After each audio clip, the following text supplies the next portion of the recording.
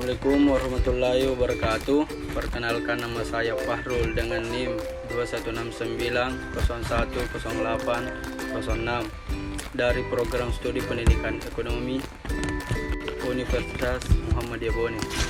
Pada kesempatan kali ini saya akan memaparkan materi saya yang berjudul Belajar dan Pembelajaran. Video ini saya buat untuk memenuhi tugas mata kuliah saya, yaitu Belajar dan Pembelajaran dengan dosen pengempu Bapak Sandi SPD MPD. Sebelum memulai dari inti dari materi ini, ada beberapa indikator yang perlu saya jelaskan. Indikator pertama yaitu pengertian pembelajaran. Yang kedua, hakikat belajar dan pembelajaran. Dan yang ketiga, fungsi-fungsi pembelajaran. 4. Ciri-ciri pendekatan sistem pembelajaran. Yang kelima, ciri-ciri pembelajaran. Dan yang terakhir, komponen pembelajaran. Baiklah, saya akan menjelaskan indikator pertama yaitu pengertian pembelajaran. Pengertian pembelajaran. Pembelajaran adalah proses, cara, perbuatan menjadikan orang atau makhluk hidup belajar. Definisi sebelumnya menyatakan bahwa seseorang manusia dapat melihat perubahan terjadi, tetapi tidak pembelajaran itu sendiri. Konsep tersebut adalah teoritis dan dengan demikian tidak secara langsung dapat diamati. Pengertian belajar. Belajar adalah suatu proses atau upaya yang dilakukan setiap individu untuk mendapatkan perubahan tingkah laku, baik dalam bentuk pengetahuan, keterampilan, dan sikap nilai positif sebagai suatu pengalaman dari berbagai materi yang telah dipelajari. Definisi belajar juga dapat diartikan sebagai segala aktivitas psikis yang dilakukan oleh setiap individu sehingga tingkah lakunya berbeda antara sebelum dan sesudah belajar. Sedangkan arti kata belajar di dalam Kamus Umum Bahasa Indonesia adalah berusaha memperoleh kepandaian atau ilmu pengetahuan, atau bisa dikatakan belajar merupakan sebuah kegiatan aktivitas yang dapat menambah pengetahuan siswa. Baiklah, selanjutnya indikator yang kedua. Indikator yang kedua yaitu hakikat belajar dan pembelajaran. Hakikatnya pembelajaran merupakan interaksi timbal balik baik antara peserta didik dan guru dalam proses belajar mengajar yang dinamis untuk mentransfer nilai-nilai ke siswa supaya dapat melakukan perubahan tingkah laku maupun pengetahuan sehingga siswa dapat menggapai cita-cita yang ingin ia capai. Selanjutnya, indikator yang ketiga yaitu fungsi-fungsi pembelajaran. Fungsi pembelajaran dibagi atas dua. Yang pertama, pembelajaran sebagai sistem, dan yang kedua, pembelajaran sebagai proses. Pembelajaran sebagai sistem terdiri dari sejumlah komponen yang terorganisir, antara lain tujuan pembelajaran, materi pembelajaran, dan strategi dan metode pembelajaran, media pembelajaran, perorganisasian kelas, evaluasi pembelajaran, dan tindak lanjut pembelajaran atau remedial dan pengayaan. Yang kedua, pembelajaran sebagai proses. Pembelajaran sebagai proses merupakan rangkaian upaya atau kegiatan guru dalam rangka membuat siswa belajar meliputi 1. Persiapan. Persiapan merencanakan program pengajaran tahunan, semester, dan penyusunan persiapan mengajar, dan penyiapan perangkat kelengkapannya antara lain alat peraga dan alat evaluasi, buku atau media cetak lainnya. 2. Melaksanakan kegiatan pembelajaran.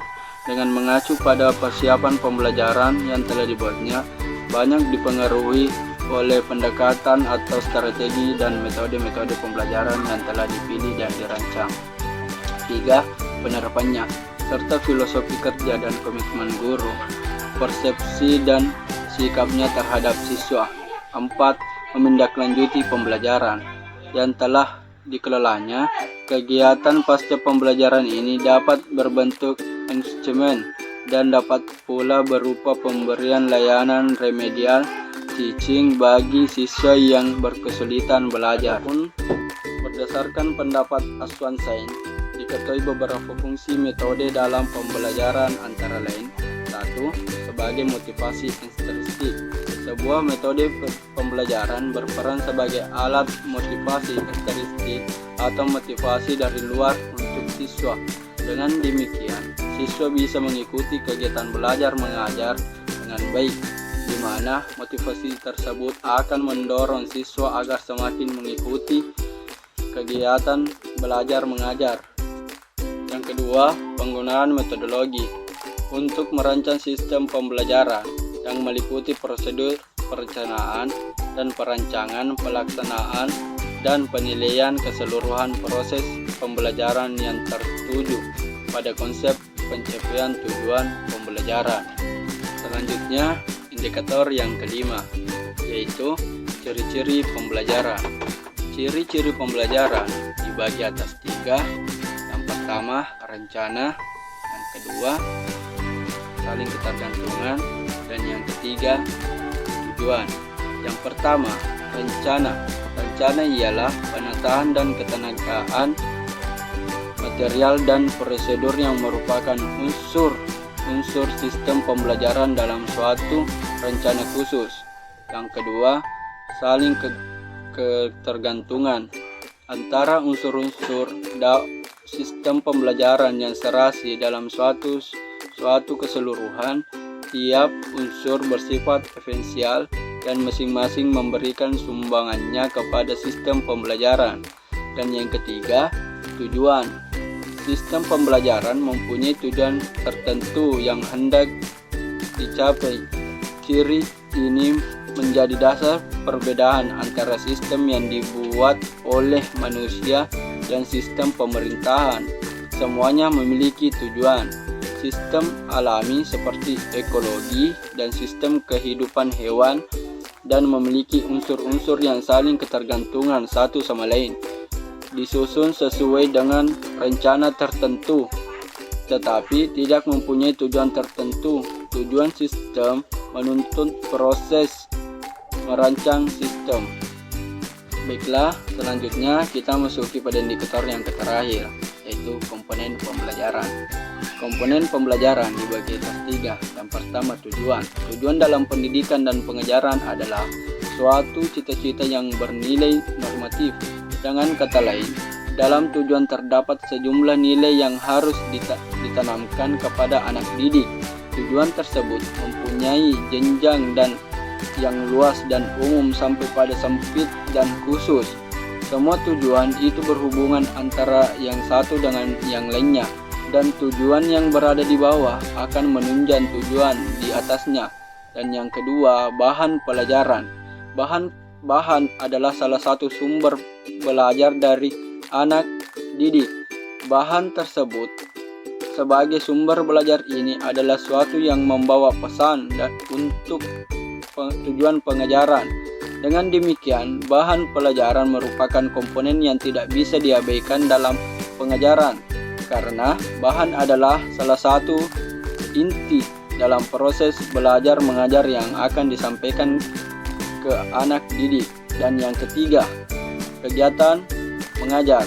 Kegiatan belajar mengajar ini adalah inti kegiatan dalam pendidikan, karena akan menentukan sejauh mana tujuan yang telah diterapkan dapat dicapai. Segala sesuatu yang diprogramkan akan dilaksanakan dan akan melibatkan semua komponen pengajaran. Kegiatan belajar mengajar yang baik ditentukan dari baik atau tidaknya program pengajaran yang telah dilakukan pula, karena akan berpengaruh tujuan yang akan dia capai. Metode adalah suatu cara digunakan untuk tujuan yang telah ditetapkan. Dalam kegiatan belajar mengajar, penggunaan metode bervariasi sesuai dengan tujuan yang ingin dicapai.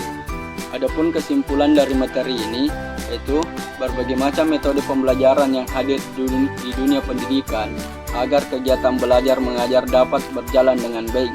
Selain itu, metode tersebut siswa lebih senang dan bersemangat mengikuti kegiatan belajar di kelas, sehingga materi yang disampaikan oleh guru dapat dipahami dengan mudah oleh siswa. Namun, agar berbagai manfaat metode pembelajaran bisa dicapai dengan baik, maka guru yang harus memahami terlebih dahulu karakter siswanya. Dengan demikian, metode dalam pembelajaran yang digunakan akan tepat sasaran dan memudahkan guru dalam mencapai tujuan pembelajaran.